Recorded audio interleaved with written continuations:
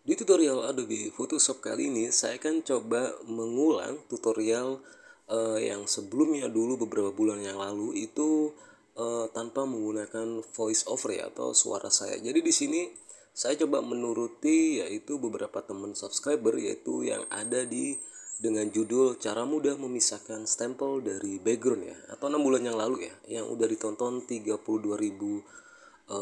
view. Terima kasih banyak. Dan di sini saya menanggapi apa itu komentar-komentar teman-teman ya. Ditunggu Bang, disertakan suara step by stepnya, tolong dengan suara. Dan di sini dan di tutorial ini saya akan coba mereulang tutorial ini dengan suara, jadi biar teman-teman yang belum paham itu bisa jelas ya. Dan sekali lagi, stempel itu atau tanda tangan di sebuah dokumen itu dengan berbagai macam kondisi. Jadi kalau ada teman-teman yang masih komen yang mau lebih bener-bener lebih ribet lagi stempelnya, teman-teman bisa cari di tutorial saya ini udah banyak. Saya udah buatkan beberapa tutorial dengan kondisi stempel yang berbeda-beda ya. Dari yang resolusinya bagus stempelnya, atau yang bener-bener masih tajam, ada yang udah hilang-hilang atau yang ngeblur banget. Nah, kalau emang mau yang lebih realistik, di sini juga udah ada ya, realistik dan sempurna. Cara detail memisahkan stempel ini juga udah saya buatkan yang bener-bener stempelnya itu bener-bener ngeblur ya. Teman-teman bisa lihat sendiri. Oke. Di sini saya akan coba yaitu mereulang tutorial ini dengan penjelasan suara saya ya, yaitu dengan materi yang sama. Di sini saya mempunyai kondisi stempel yang tergabung dengan tanda tangan dan keterangan ya, ada tempat, ada tanggal, ada nama, dan ada tanda tangan. Dan di sini kita mau ngambil yaitu stempelnya ini saja ya. Dan yang pasti saya jelaskan untuk cara ini saya memakai color range. Color range itu, perhatikan nanti file teman-teman sebelum melakukan dengan tutorial ini, pastikan kondisi warna stempelnya itu berbeda dengan tanda tangan atau teks atau angka atau hurufnya ya. Dan di sini kan beda ya, dia sedikit ke biru keunguan. Jadi kalau menemukan stempel yang udah berbeda warna seperti ini, teman-teman yang paling simple dan paling cepat, teman-teman langsung saja yaitu kita langsung menuju tools atau menu bar di atas dengan select di sini ya. Di sini ada color range, focus area, dan subject ya. Kita pilih yang color range.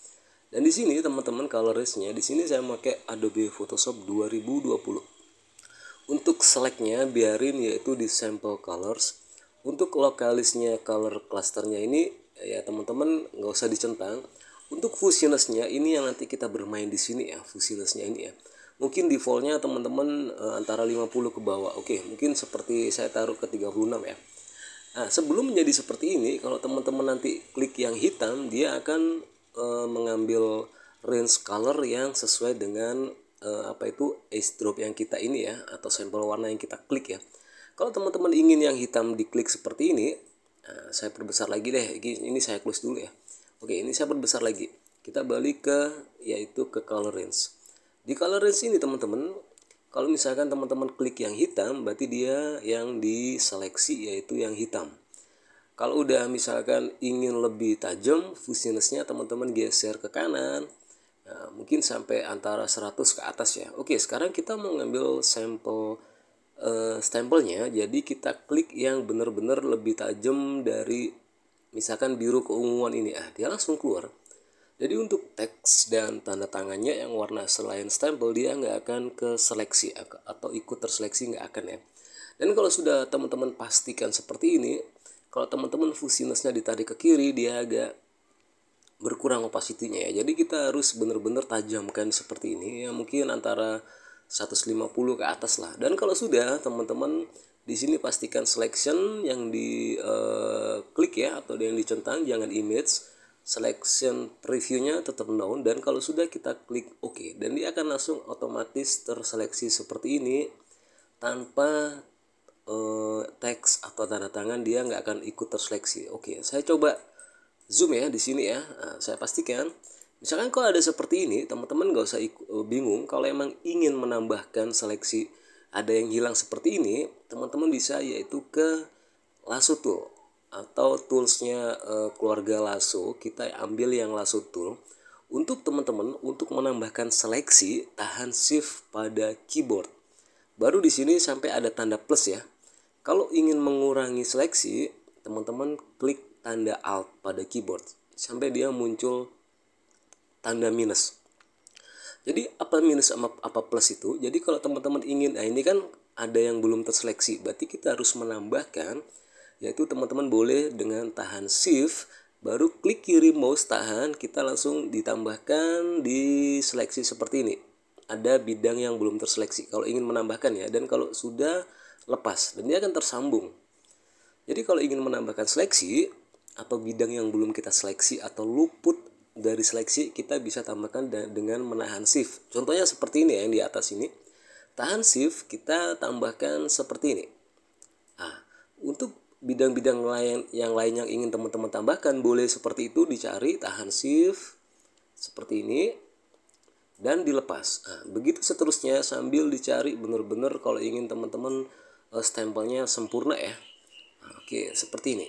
Misalkan nih, terus gunanya apa? ALT itu misalkan ada terseleksi yang lebih seperti ini. Misalkan, nah ini kan kelebihan ya.